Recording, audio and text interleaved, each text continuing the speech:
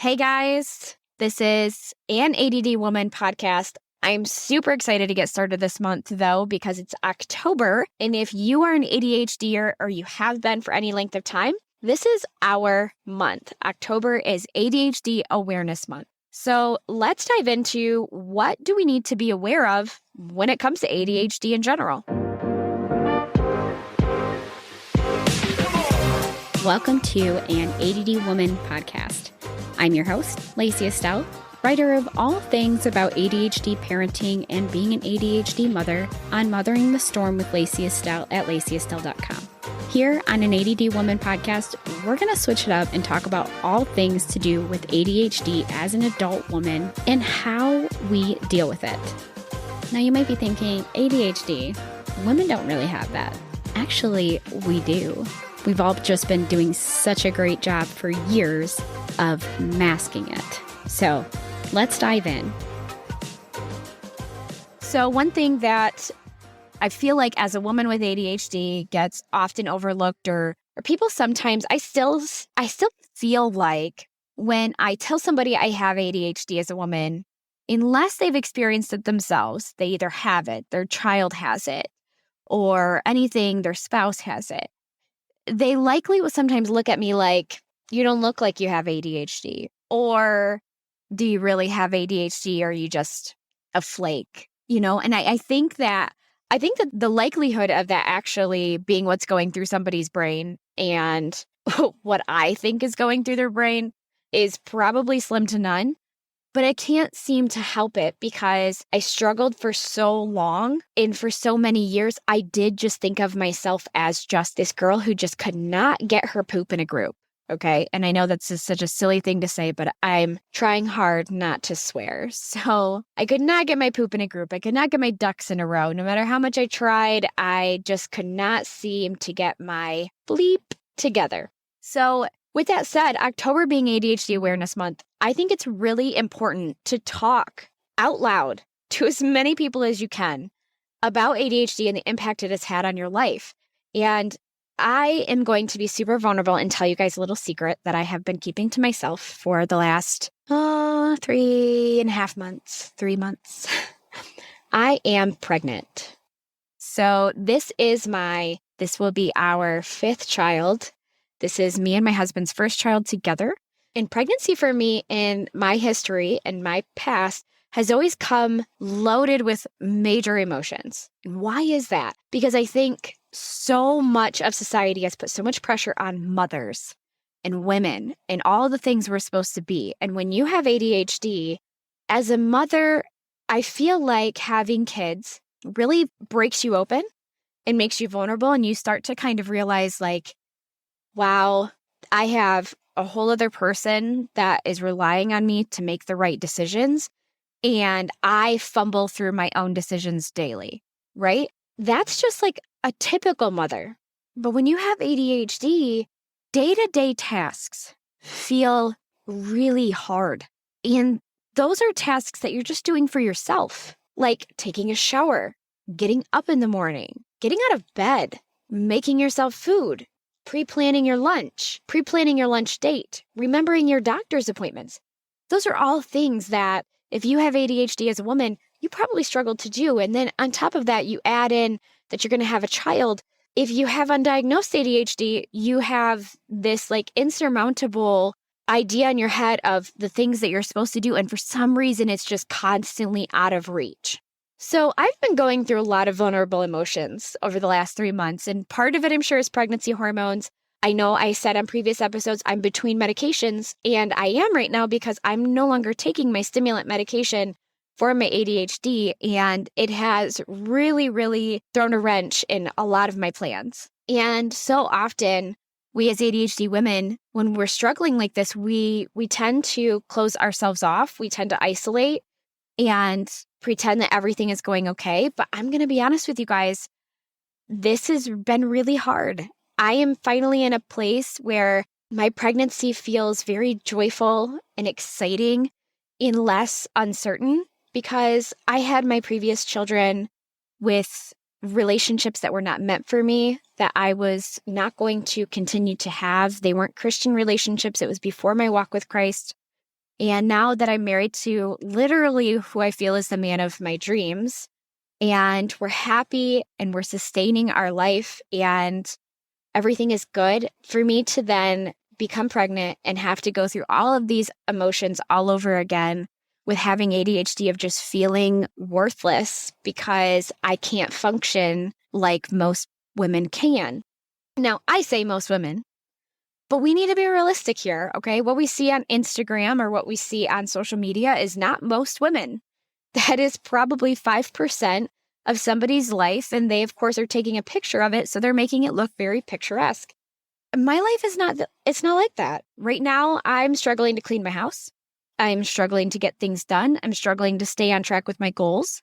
And part of it is hormones. Part of it is nausea. Part of it is, hey, I'm not taking my ADHD medication, so I'm kind of fumbling through figuring things out. Now, I will say one thing that has not taken a hit so far is my self-esteem and my self-worth, because I have leaned heavily on all the things that I have been teaching you guys in this podcast, that our worth is not in our behavior. So some things that I think we should be aware of for ADHD Awareness Month, that if you're a woman with ADHD and people want to know, hey, I heard that I saw that you posted that it's October, it's ADHD Awareness Month. What does that mean for you? And not that people will start that conversation, but you never know.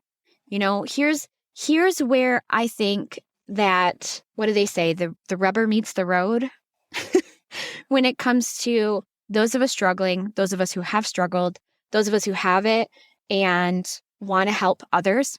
We need to recognize some of these really, really important things about ADHD and really recognize how large it is, because of the fact that we tend to tell ourselves, just like I have done for the first 5 minutes of this podcast, that it's not as difficult as it is. But the truth is, it really is.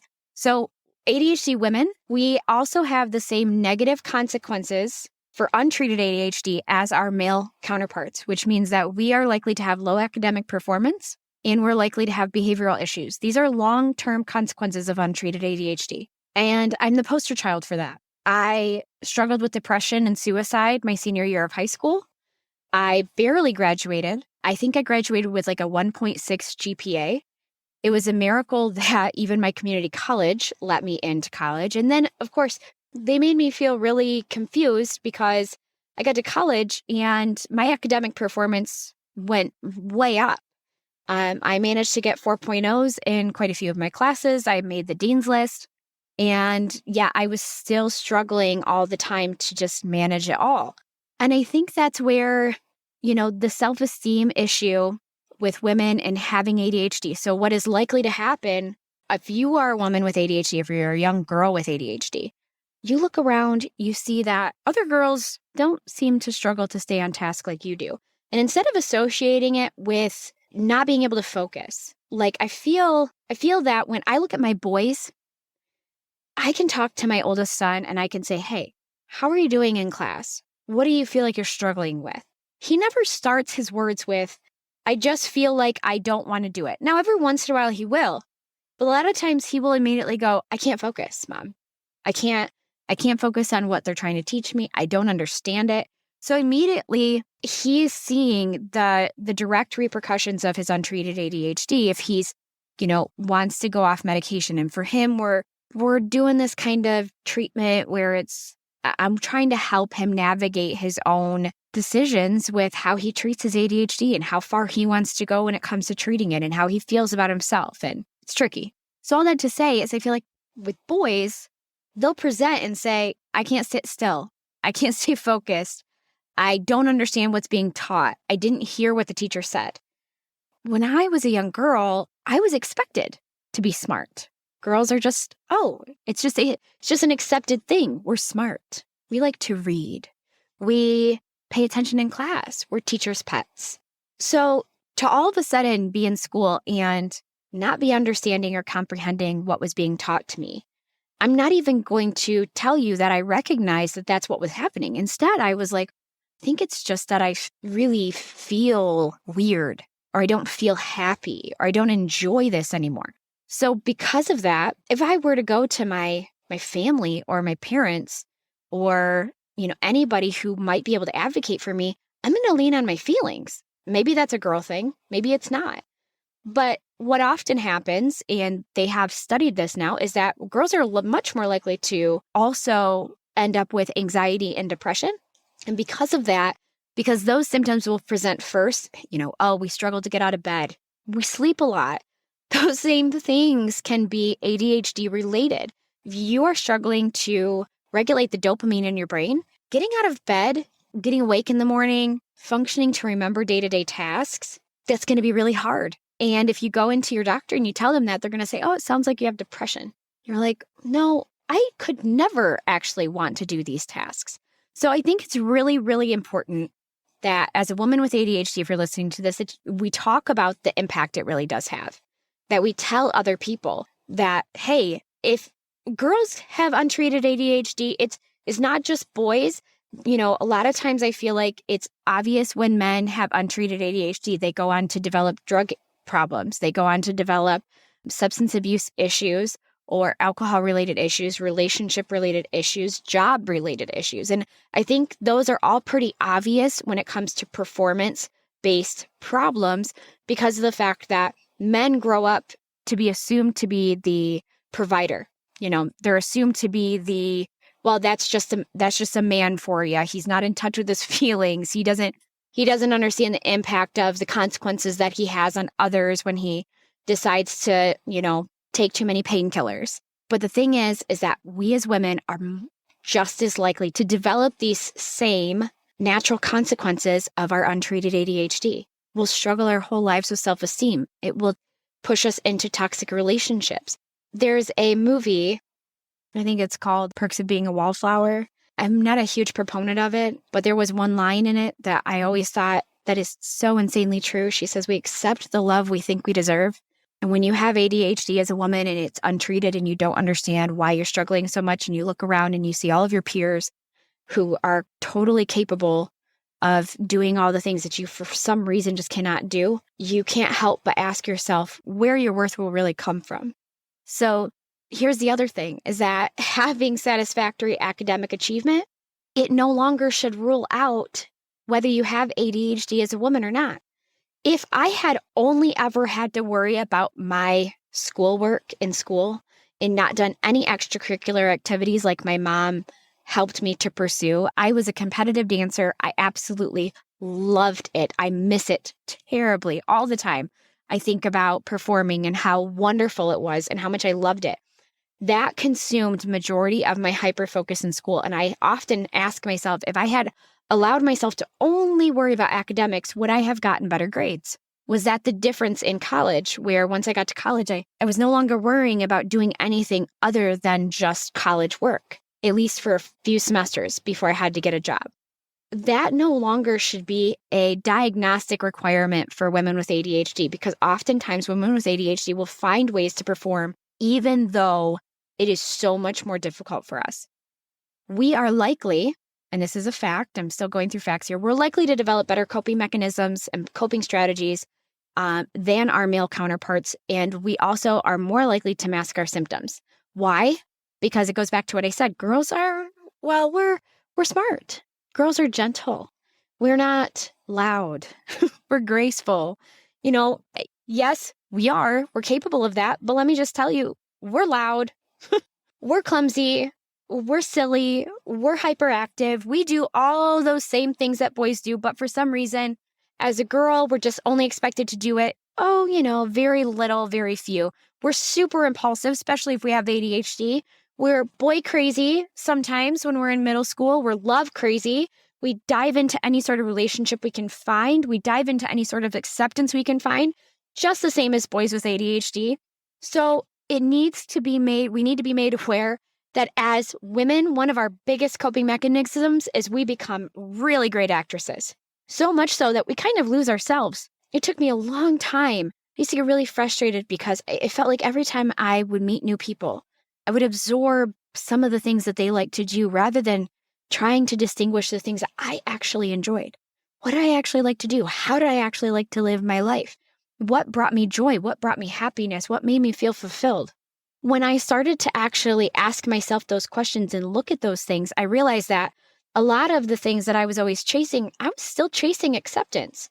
for a long time. And I think that all comes from those residual effects of having ADHD for most of my life and just wanting to fit in, just wanting people to like me. And if that meant getting good grades to like me, well, then I fudged and pretended I was smart.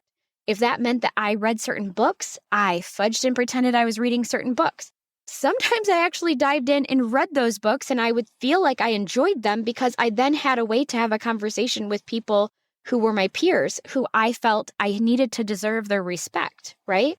But as I became an adult, it became, well, all of the friends are going out drinking. Okay, I guess I'm going to go out drinking because that's what everybody's doing.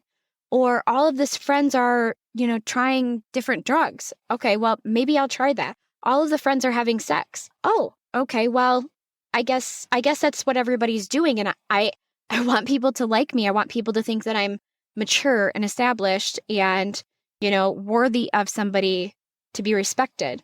And none of those things are what give you self-worth. None of them. ADHD affects our behavior because our behavior is so often linked to our character. It's so often that people will look at you and say, oh, well, you're the type of person that does this and does that, so you must just be an unreliable, lazy type of person. But that's not actually where our worth comes from. As much as having ADHD and needing to recognize that our worth does not come from those things, it's really hard to start to peel back those layers that have sort of crushed your self-esteem because you're busy just trying to fit in where anybody else's puzzle piece is open. And you're like, yes, I can fit that mold. Let me try it. Because if I try it for any short length of time, maybe I'll like it. And you spend so much time consumed with getting other people to accept you. You never spend time figuring out who you are yourself. So come to find out, you will end up carrying around a whole bunch of shame. Shame for all of these things that you did that they weren't actually you, but you couldn't help it. You carry around this shame with you all the time. And once you start to actually look at your life and you start to go, okay, if my behavior shapes my character, and if my behavior looks like this, how do I change it? And you start to learn that sometimes that means leaving certain friends behind, or sometimes that means not doing what everybody else is doing just because it's what's accepted. And sometimes that means digging into things for yourself, regardless of what everybody else is going to think of you. So how can we help the next generation who may be struggling with ADHD? How can we specifically help the next generation of women, of girls coming up? Recognize it and don't be afraid to be that parent or be that adult in their own life that advocates for them, even if they're not your child. Now, I get it. People get all butthurt when you point out that their child might be struggling and they're not noticing. But the truth of the matter is, if somebody had brought that to my parents' attention, my life would be vastly different. Now, I can't tell you that it would be better or worse. I'm super happy with where I ended up and the person I became through all of my trials and all of my errors. But as my dad used to say, a lot of times I was always choosing the more difficult road than the easier one. I didn't always understand what he meant, but my impulsive decisions and following my feet wherever they took me led me down a lot of difficult paths. I had to learn a lot of lessons the hard way. And had somebody brought it to my parents' attention, I think she might have ADHD because I know she's smart and I know she's trying. And somehow it's not matching up. Her behavior and her personality and who she is are not the same thing. So there's a disconnect here and we need to figure out what that is. Because here's the thing. If you met anybody who's ever met me, I would say maybe aside from a few scorned exes, okay? Because everybody has those in their past. And maybe there's a few girls that I was not very nice to in high school. And if somehow you end up listening to this podcast, I'm sorry. I was not who I was truly meant to be in high school.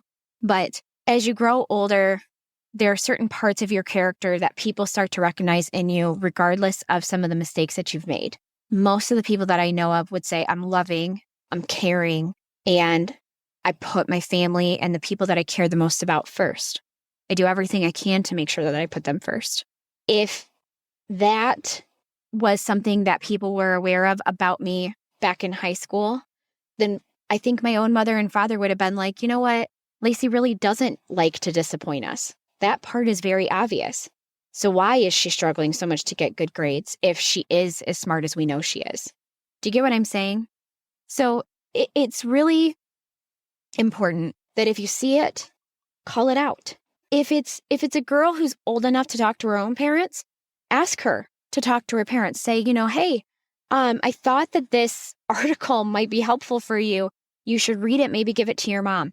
Give her a printout of an article about ADHD in girls, what it looks like, how it presents, what the struggles are, because a light bulb might kick on.